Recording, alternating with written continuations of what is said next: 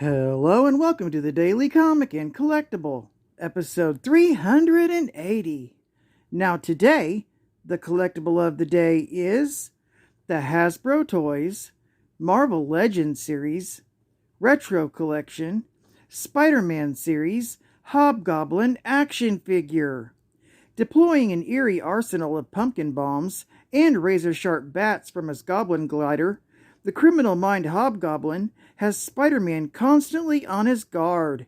A tribute to the history of Marvel Comics, this 6-inch scaled retro Hobgoblin is a featured core character in the Spider-Man line of figures, with retro packaging and design. Figure is highly articulated with multiple points of articulation for ultimate posability in play. The Hobgoblin has a premium design with classic-inspired detailing and even comes with character-specific accessories, including his satchel, a pumpkin bomb, and he wouldn't be complete without the Goblin Glider to get around. All in a vintage Spider-Man toy-style blister package, updated for a new Spidey era. This makes my second figure from this collection I now have to display, along with the Lizard. A special shout-out to MANNY the Hobgoblin for this awesome addition to my collection. Now I have a mini MANNY. Now, the comic of the day is Spider-Man, Volume 1, Issue number 6, with a cover date of January 1991. This is part of the Masks arc, with story, art, and cover all by Todd McFarlane. This story is titled Masks, Part 1. We open in an abandoned warehouse. The Hobgoblin has kidnapped a number of people and strung them up on the walls. Although they are silent, he can hear voices mocking him as he strips off his costumed mask, revealing his demonic face underneath. When one of the victims tells him that nobody has said a word, he doesn't believe her. When confronted with the Hobgoblin's demonic face, she begs him not to harm her son, Adam. Mentally unhinged, the Hobgoblin calls them all sinners and that they must be cleansed. To this end, the Hobgoblin pushes the woman's face into the ectoplasmic material that binds her, smothering her to death. When Adam asks what the creature has done to his mother, the Hobgoblin reassures the boy that she's in a better place, deciding to teach the child his ways. The Hobgoblin pronounces Adam his disciple. When Adam cries out for his mother, the Hobgoblin tells the boy that he will ascend beyond such human wants. Meanwhile, Peter Parker is sleeping in bed with his wife, Mary Jane. His Spider-Man costume is discarded on the floor, forgotten as the weary hero sleeps. While in Brooklyn, the Ghost Rider dangles a human trafficker off the roof of a building. The spirit of vengeance seeks to avenge the children the man manipulated. The man insists he loves the children, and the films were his way of putting a roof over his head. This rationalization, and the sight of the crucifix the man wears around his neck, disgusts the Ghost Rider, and he lets the man fall to his death. However, instead of splattering on the pavement, the Ghost Rider races to the ground and catches him. He then uses his penance stare to make the man feel everything that he's inflicted upon his victims. This leaves the man a glimmering wreck, and the Ghost Rider races away. Back at Peter and Mary Jane's Soho apartment, Peter is caught trying to sneak out and patrol as Spider-Man. Mary Jane is unimpressed that Peter's going out as Spider-Man again, but she relents and lets him go on his way. While back in the warehouse, the Hobgoblin continues to be haunted by the voices. He explains to Adam how he used to be a mercenary for hire, but now must answer to a higher calling. Not wanting to endure the voices anymore, the Goblin takes Adam and flees on the glider, sending a pumpkin bomb down to the warehouse, blowing it to pieces. Soon the authorities arrive on the scene, where they discover that 12 of the victims are dead, and another 15 have been horrifically disfigured. The lead officer on the scene is disgusted by the display and wonders where the superheroes are to deal with sick individuals like this. They're unaware of the Ghost Rider watching from the alley nearby.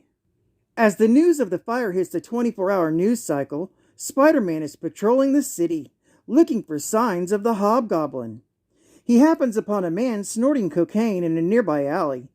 He webs up the attic and demands answers, dangling the drugs in front of his face. Going into withdrawal, the addict cracks and tells him everything he knows. Satisfied, Spider-Man dumps out the drugs and swings away. Meanwhile, the Ghost Rider is roughing up an illegal arms dealer, also seeking information on the Hobgoblin.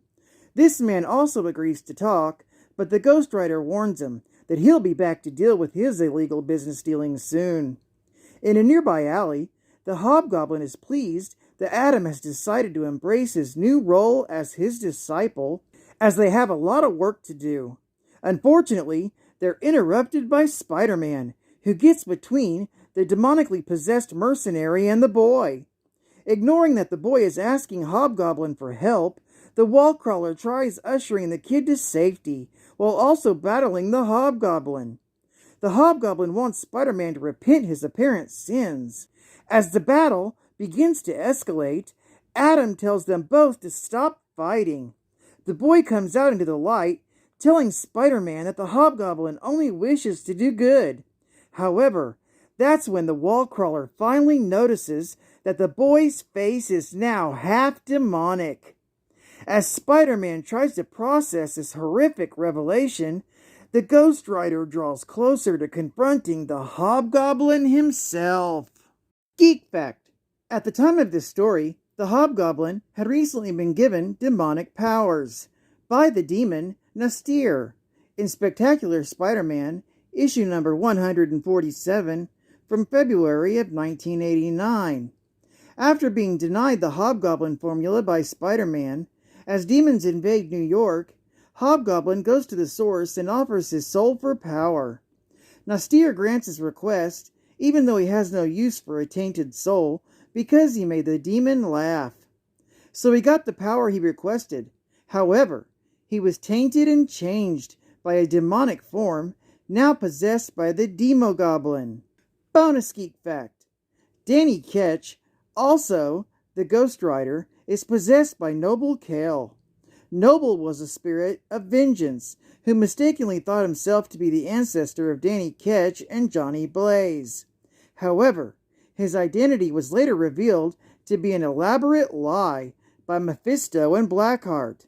Noble's true identity remains that of a mysterious spirit of vengeance. The first appearance of Noble Kale and Danny Ketch is in Ghost Rider, Volume 3, Issue number 1, from May of 1990. Advertising Ad Fact: check out this 2-page ad for Marvel Universe trading cards, new for 1990. They zap, vanquish, vaporize, and liquefy every other trading card on Earth. Collect the set. 162 base trading cards, and not one of them is a wimp, with superheroes, supervillains, team pictures, famous battles, and even rookies. Plus, every pack has a chance to get a limited edition Marvel hologram card. Be one of the first to collect the Premier Edition. State-of-the-art gaming. The portable system of the 90s is the Nintendo Game Boy. Check out this new game for the Game Boy, Gargoyle's Quest. Prepare to do battle as Firebrand, the last guardian gargoyle. The king of the ghoul realm has been kidnapped, and you must save him. Highly detailed artwork, set with standard 360-degree scrolling for advanced play, by Capcom USA. Or, new for the NES Nintendo Entertainment System, The Punisher! With super arcade action and 6 street tough levels, he who lives wins. This game had me with rocket launchers and sweet graphics for 1990. And final Geek Fact: there have been many Hobgoblins over the years, but this one is Jason Masondale Jr. Jason was attending undergraduate classes at MIT when he was recruited by the U.S. Marines, forming him into a fighter pilot.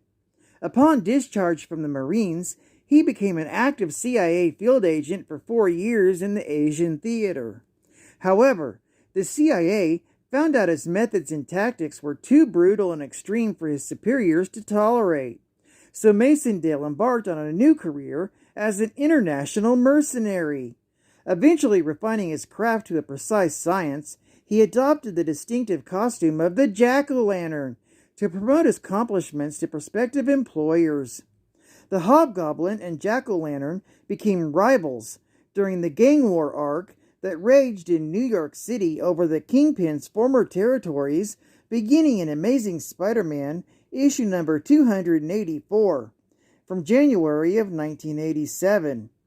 Masondale eventually hired the Foreigner to identify and kill Ned Leeds, who was believed to be the Hobgoblin at the time. It appears the assassins were successful, and that, my friends, is how Jason Masondale became the new Hobgoblin. Well, I'd like to thank you for joining me for another Daily Comic and Collectible, and I hope to see you again tomorrow. This is Cat Fan Comics Man, and I'll catch you on the flip. Over and out.